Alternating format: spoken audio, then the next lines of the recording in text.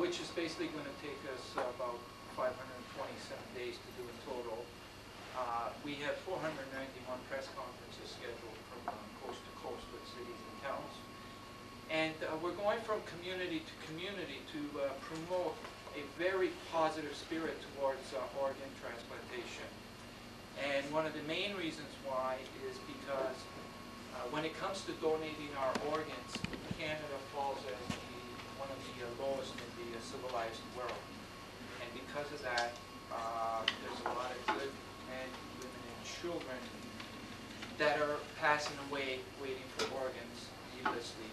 And we can change that situation. Other countries are doing quite well in this area, such as Spain. They have a very high rate of organ and tissue donations in their country. Many people that are on the waiting list usually get their organs. We can do the same in this country. We need to bring a lot of education and awareness to the public. We need to bring a lot of education and awareness to every Canadian right across Canada. And we need to get our governments to react to this and treat it as a crisis and not ignore it anymore.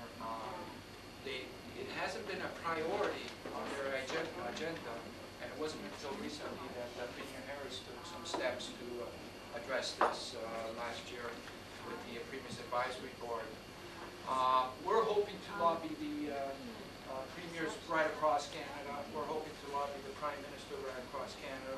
We're hoping to lobby all 491 municipalities right across Canada to take initiatives in these areas so that we can develop programs, we can develop awareness, we can promote this very positive thing to every Canadian right across Canada.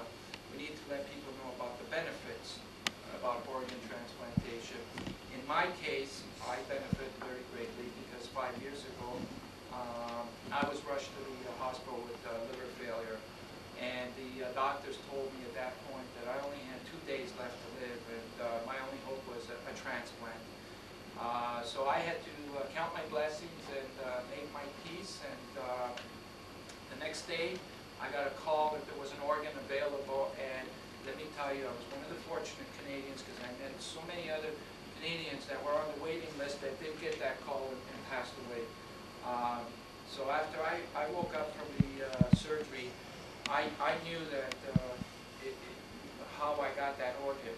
It took the death and the tragedy of an individual and the unselfish and courageous decision by that family to make that decision at that point to donate an organ so that a life could be saved. And mine and 5 others' lives were saved. So that decision brought 6 lives, and that decision brought a lot of joy to my family and those other individuals' families.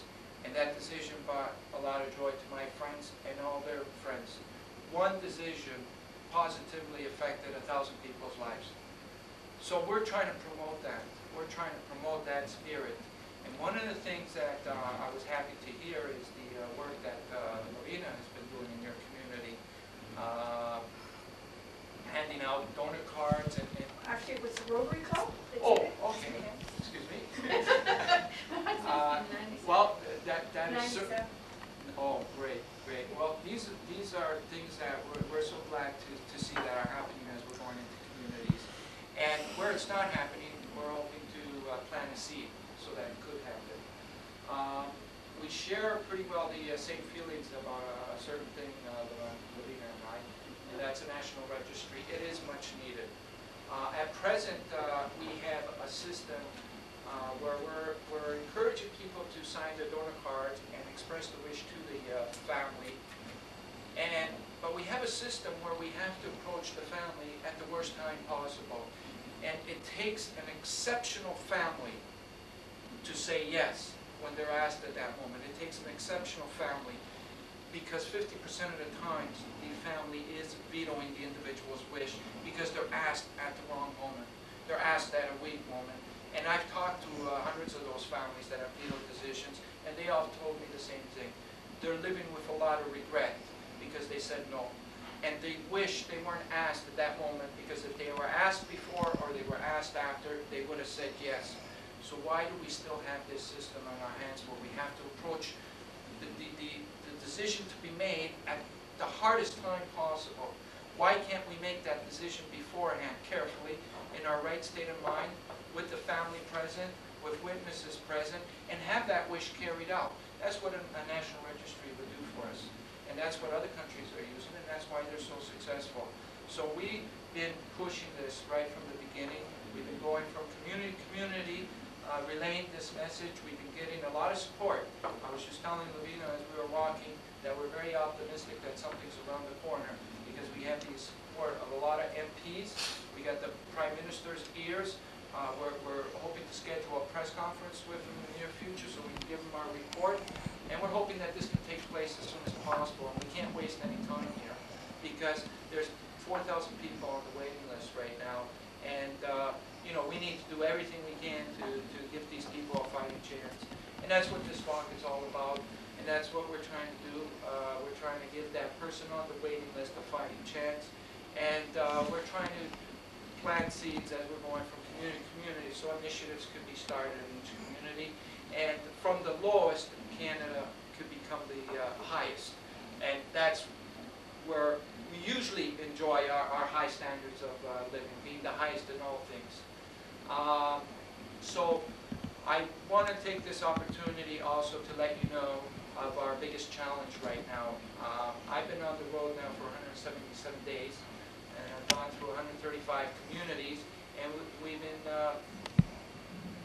you know, thank God we've been able to reach each press conference and be able to deliver this message. But we have a big challenge on our hands, and that's a financial challenge. We are strapped, we have no funds, and in order to do this effectively, we need to do some aggressive fundraising and get as much funds as we can so we can cover the rest of the 350 cities and towns that are on our schedule. And we can put a website in place, and we can get some more manpower to help us. We're doing all the scheduling on the road. We're really at a point where there's so much work that we have, our spirits go a little low, but they haven't disappeared. And we're approaching on a very appropriate place in Thunder Bay, where my hero, Terry Fox, gave his last step, but created such a spirit with his legacy that it positively affected me into doing this. So, you know, we're very optimistic that the public will respond. The communities are getting us through. You know, as we're stopping in each community, we're getting fed, we're getting accommodated, and that's how we're getting through it. That's how we're going to be able to help change the situation with everybody's help. And you know, we can live in a country where our children and grandchildren won't be living as desperately as people are right now. So I want to thank you for inviting me and giving me this opportunity to say a few words. Thank you.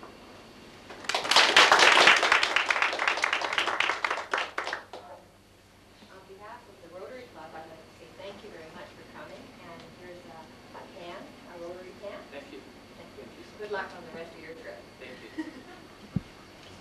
I have to say one thing, that we went out and asked some of the businesses to supply rooms for them to stay. They're going to be here today and tomorrow.